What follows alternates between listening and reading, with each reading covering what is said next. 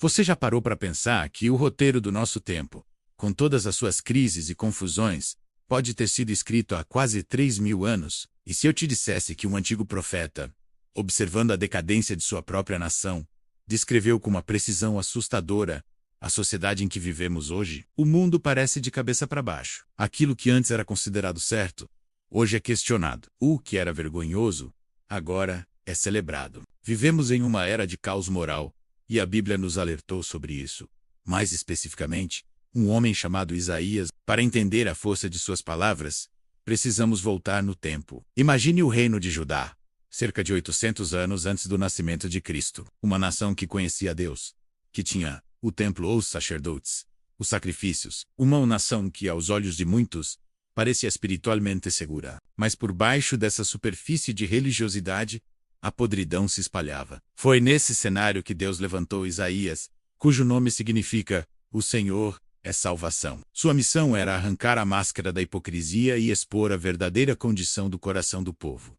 Ele não era um profeta de mensagens fáceis. Era um porta-voz da verdade, por mais dura que fosse. Agora, olhe ao redor. Olhe para os noticiários, para as redes sociais, para as conversas do dia a dia. Você não vê o reflexo da Judá de Isaías em nosso mundo moderno? A tecnologia mudou, os impérios são outros, mas a natureza humana, em sua rebelião contra Deus, permanece a mesma. As advertências que ecoaram pelas ruas de Jerusalém, há milênios, parecem ter sido escritas para a nossa geração. Estamos vivendo nos dias que Isaías previu. O capítulo 5 de seu livro é um diagnóstico devastador.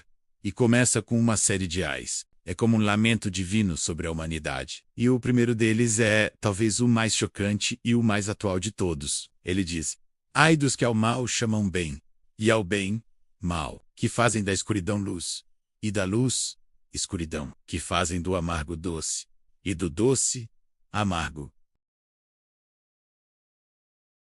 Pense nisso. Esta é a grande inversão de valores que define nossa era.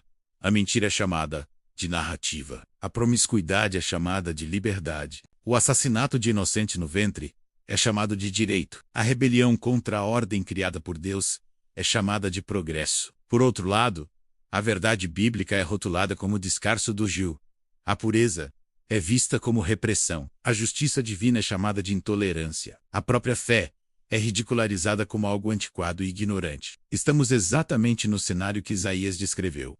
Uma sociedade que perdeu sua bússola moral e que celebra a própria confusão. Mas o profeta não para por aí. Ele vai mais fundo, até a raiz do problema, a religião sem coração. No primeiro capítulo, Deus faz uma das críticas mais duras de toda a Bíblia. Ele olha para o seu povo, que continuava frequentando o templo, oferecendo sacrifícios, celebrando as festas sagradas, e diz: de que me serve a minha multidão de vossos sacrifícios? Estou farto dos holocaustos de carneiros. Não continueis a trazer ofertas vãs. O incenso é para mim abominação, e as luas novas, e os sábados, e a convocação das assembleias. Não posso suportar a iniquidade, nem mesmo a reunião solene. As vossas luas novas, e as vossas solenidades, a minha alma as odeia.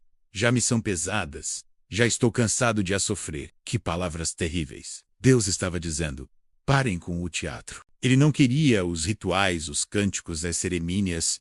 Enquanto o coração do povo estava longe dele, ele estava rejeitando a religiosidade vazia. E hoje, quantas igrejas estão cheias de pessoas que cumprem rituais, mas cujas vidas não refletem a transformação do Evangelho? Quantos se dizem cristãos, mas amam mais o mundo do que a Deus? A religiosidade se tornou, para muitos, um produto de consumo, um evento de fim de semana, uma fachada social. Mas Deus não se impressiona com aparências. Ele olha para o coração. E assim como nos dias de Isaías, ele está cansado da nossa hipocrisia. E qual é a causa dessa religiosidade vazia e dessa inversão de valores? Isaías aponta para um veneno mortal: o orgulho, a autossuficiência humana. Ele descreve líderes e um povo que se consideravam sábios aos seus próprios olhos e prudentes em seu próprio entendimento. Eles não precisavam de Deus.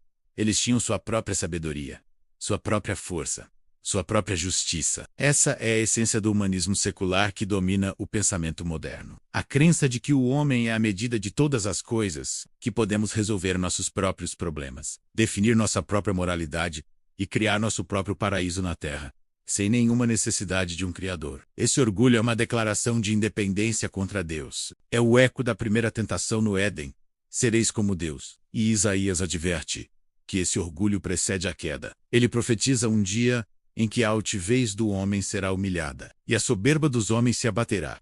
E só o Senhor será exaltado naquele dia. Quando uma sociedade inverte os valores, pratica uma fé vazia e se enche de orgulho, o resultado inevitável é a decadência moral completa. Isaías pinta um quadro sombrio da sociedade de Judá, que é um espelho da nossa. Ele fala de juízes que aceitam suborno e pervertem a justiça, absolvendo o culpado e condenando o inocente. Ele fala da opressão contra os pobres, as viúvas e os órfãos. Fala da ganância desenfreada, daqueles que acumulam casas e campos até não haver mais lugar para ninguém. Ele descreve uma elite que vive em festas e banquetes, com música e vinho, mas que não dá a mínima para as obras do Senhor. A injustiça social, a corrupção nos altos escalões, o materialismo egoísta, a busca incessante por prazeres que ignoram a Deus.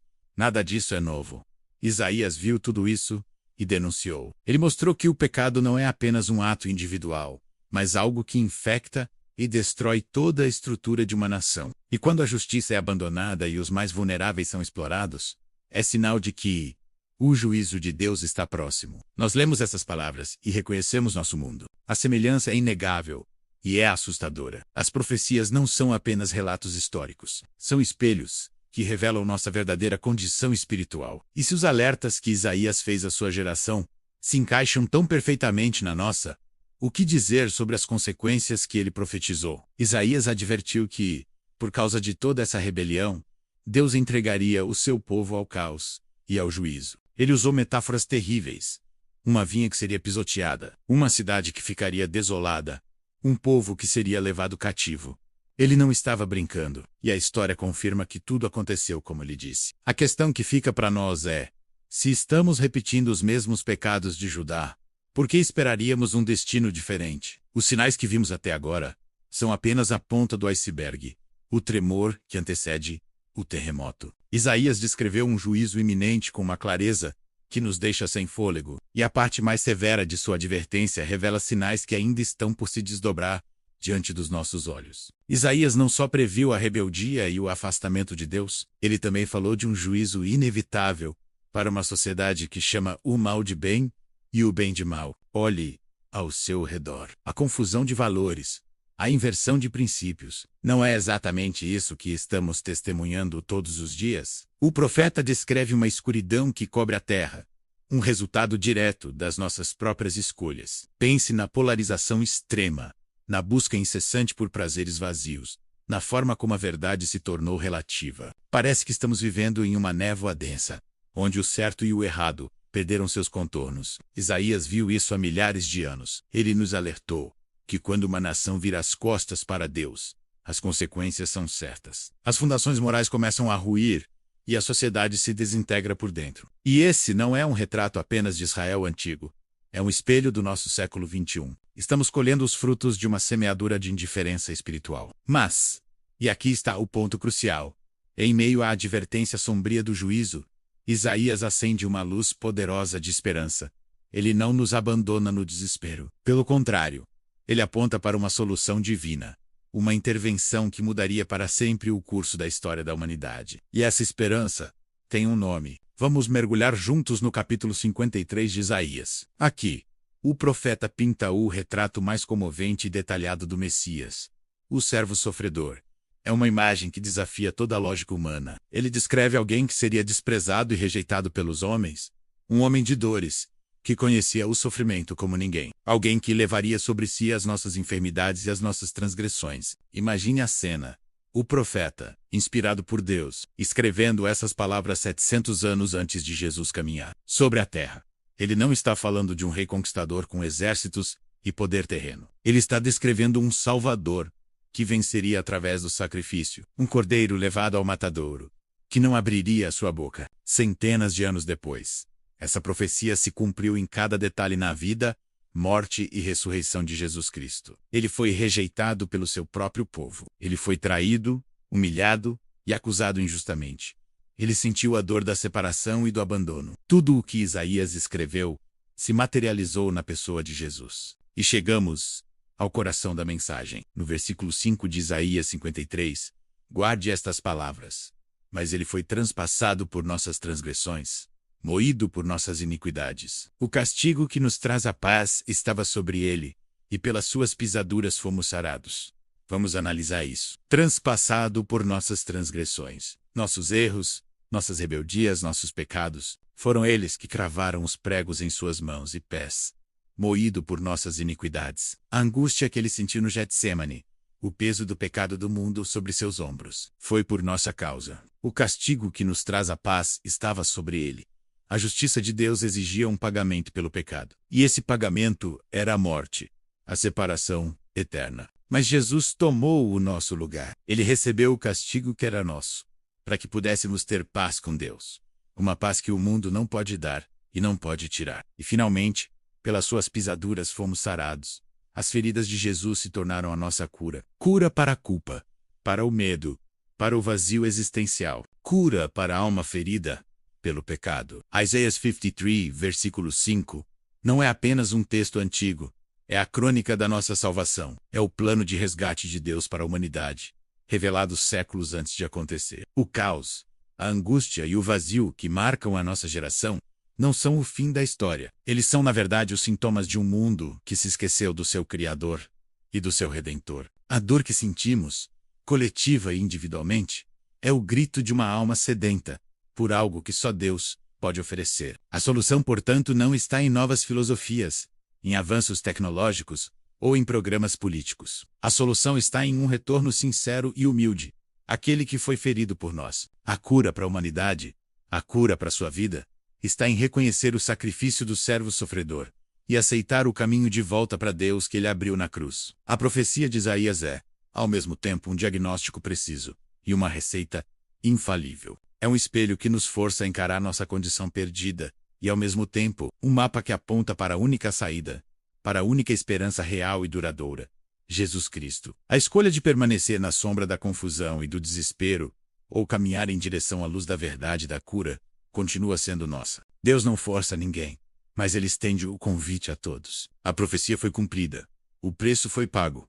A porta está aberta. O que você vai fazer? Se esta mensagem tocou o seu coração e trouxe clareza para você, eu peço que você se inscreva aqui no nosso canal, para continuar recebendo conteúdo que edifica a sua fé. Deixe o seu curtir neste vídeo, porque isso ajuda o YouTube a entender que esta é uma mensagem importante e a levelar para mais pessoas que precisam ouvi-la. E eu quero te convidar a fazer algo especial. Comente aqui embaixo uma única palavra espiritual, que resuma o que você sentiu ao ouvir sobre o servo sofredor e a sua missão. E claro, compartilhe este vídeo nos seus grupos, com seus amigos, com aquela pessoa que você sabe que está buscando respostas e precisa ouvir sobre essa esperança. Não deixe de explorar os outros vídeos aqui do canal. Eles podem ser o começo de uma jornada de transformação profunda na sua vida espiritual. Obrigado por assistir até aqui, e que a paz que vem do sacrifício de Cristo inunde o seu coração.